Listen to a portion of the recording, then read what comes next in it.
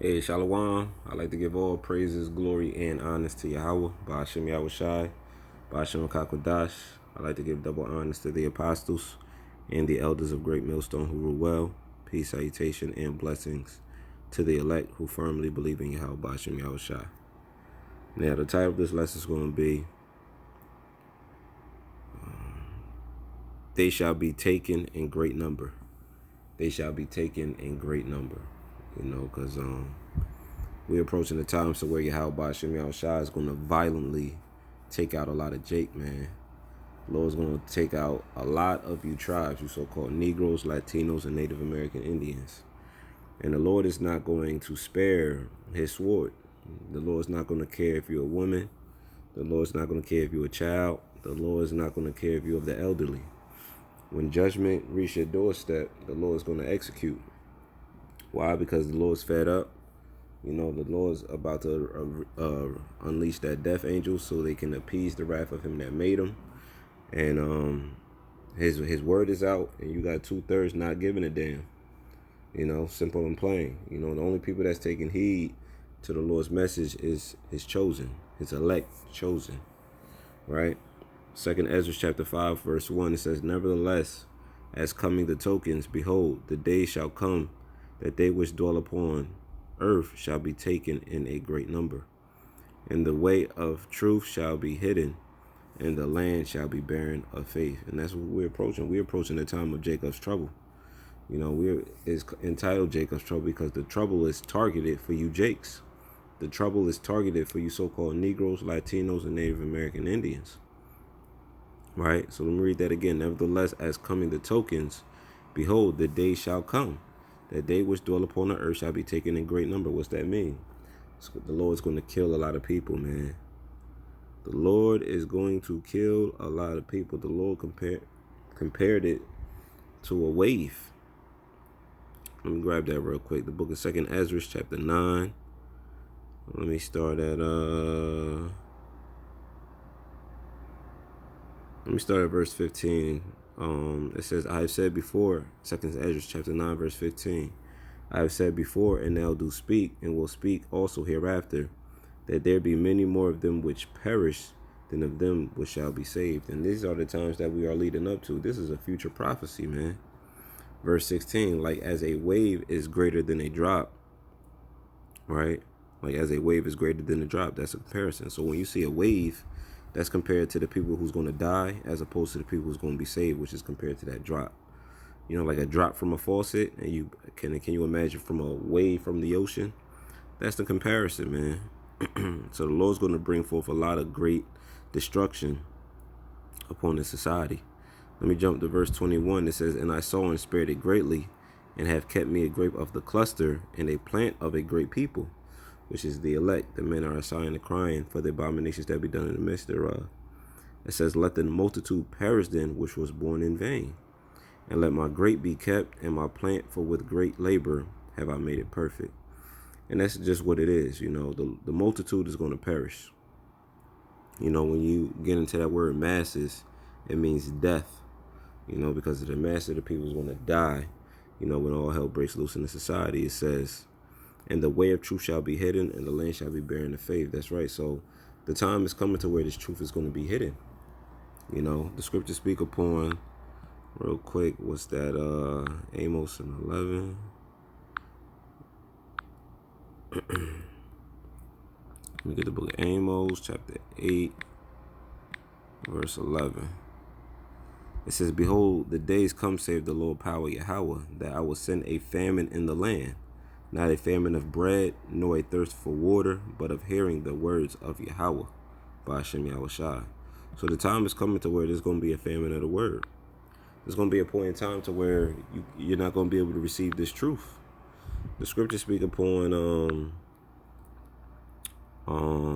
what's that? I believe Isaiah 24 and 11. Let me see.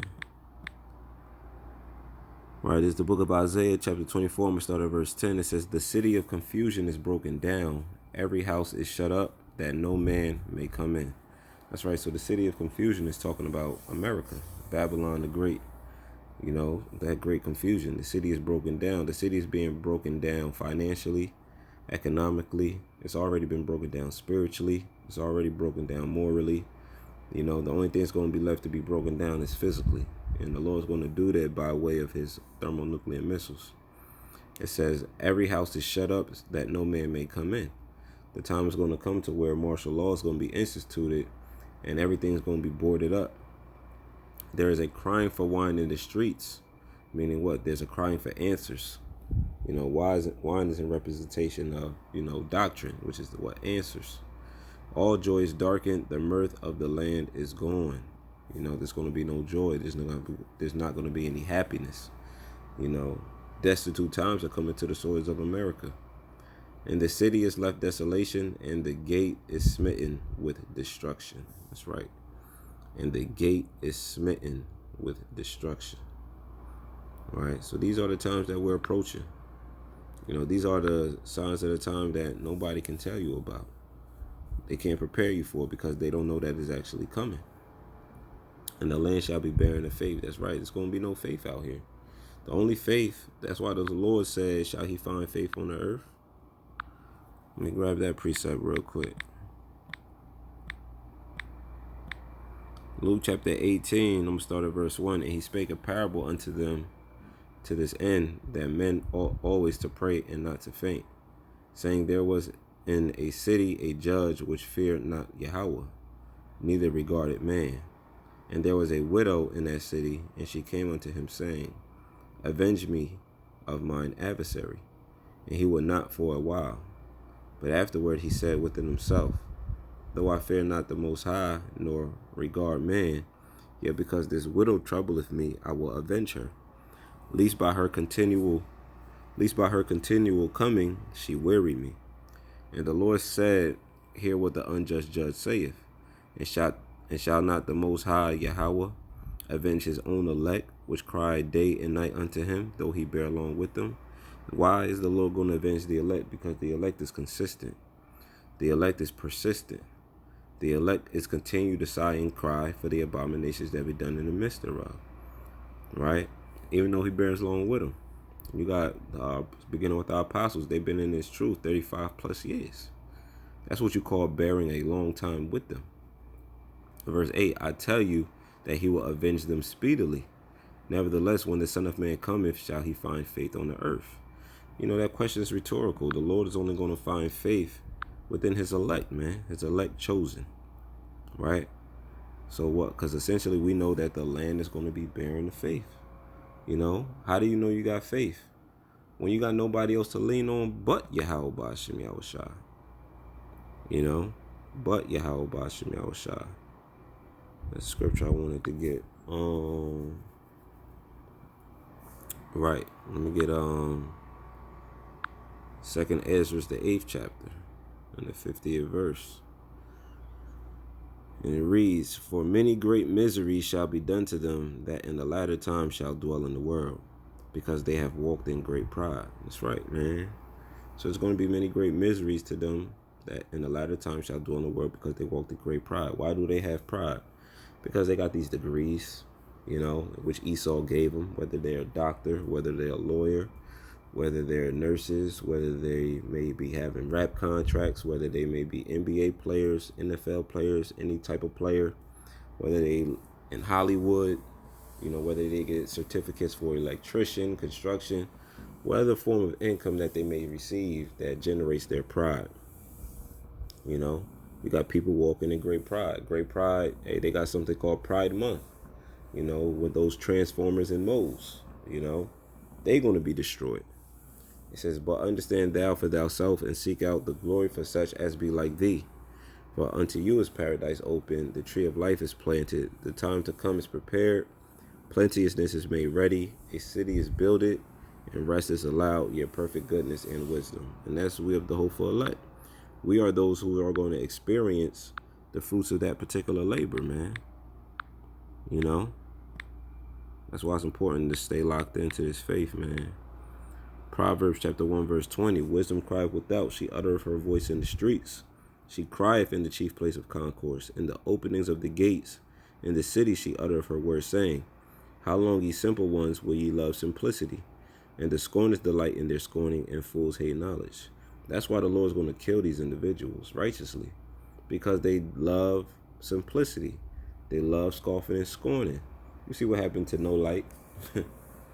Like the brothers say, that's what we call poetic justice, man. He received the judgment that he attempted to put on the prophets. Verse 23, turn you at my reproof. Behold, I will pour out my spirit. And that's what, and if anybody who was around that time where Paul Light was talking his shit, they should have fear, man. Because he's in that position because he came at the prophets. Because he came at the apostles and elders of Great Millstone. That's why he's in that position. It says, turn you at my reproof. Behold, I will pour out my spirit unto you. I will make known my words unto you. Because I have called and you refused. I have stretched out my hand and no man regarded. But ye have sat at not all my counsel and with none of my reproof. I also will laugh at your calamity. I will mock when your fear cometh. And that's what the Lord do. You know what I'm saying? No Light is a prime example. You know what I'm saying? Currently. You know, the Lord is going to mock when your fear cometh. Who the Lord going to use to mock? His prophets. The Lord is using his prophets to mock Paul Light, man. You know? Hey, you got people out there that say, I wouldn't wish jail on my worst enemy, man. You don't think there's some type of fear within them prisons? It says, when your fear cometh as desolation, and your destruction cometh as a whirlwind, when distress and anguish cometh upon you, then shall they call upon me, but I will not answer. They shall seek me early, but they shall not find me. For that they hated knowledge and did not choose the fear of Yahweh. You know, they hate knowledge. They hate, that's why the scriptures speak upon them that hate me love death. So if you hate this truth and the way it's coming out and the way we're breaking it down to you, that's because you love death. You know, ultimately the Lord's going to kill you. It says, for that they hated knowledge and did not choose the fear of Yahweh. It says, they were none of my counsel, they despised all my reproof. Therefore shall they eat of the fruit of their own way and be filled with their own devices. For the turning away of the simple shall slay them, and the prosperity of fools shall destroy them. But whoso hearkeneth unto me shall dwell safely, and shall be quiet from fear of evil. So it's all about listening to Yahweh Ba'ashem Yahushua. You listen to Yahweh Ba'ashem Yahushua and follow his instruction, we be good to go. We be good to go. Hosea chapter 4 and 6. I'm going to close out with this. It says, my people are destroyed for a lack of knowledge. Because thou hast rejected knowledge, I will also reject thee. That thou shalt be no priest to me, seeing thou hast forgotten the law of thy power, I will also forget thy children. And that's the judgment, you know, for rejecting knowledge. That's the judgment for not listening to the prophets of Yahweh Ba'ashem Yahushua. That's the judgment for not being of the Lord's elect. You know, you're being destroyed for the lack of knowledge, for the lack of information. It's all over. It's everywhere. The Israelites are everywhere. Everybody know about the Israelites, man. You can't say that you didn't know who the Israelites were when that time comes. Can't say. That's why everybody's going to be held accountable. Now, those who were once a part of the truth and camped, labored, and fell out, you're going to be held more accountable. You know? But no wicked deed is going to go unpunished. You know? So, you know, pretty much, Lord willing, you know, this lesson was edifying because the Lord's going to take a lot of Jake in great number. You know, it's going to be another pandemic. You know, whether you get taken out by martial law, concentration camps, another pestilence. Ultimately, the missiles is going to decimate a lot of the 2/3. You know, we just hope and pray that Yahweh Ba'ashem Yahushua has mercy upon us when he brings his wrath. You know, so with that, you know, Lord willing, this lesson was edifying. I'd like to give all praises, glory, and honors to Yahweh Ba'ashem Yahushua, Ba'ashem HaKadosh. I'd like to give double honors to the apostles and the elders of Great Millstone who rule well. Peace, salutation, and blessings to the elect. Shalom.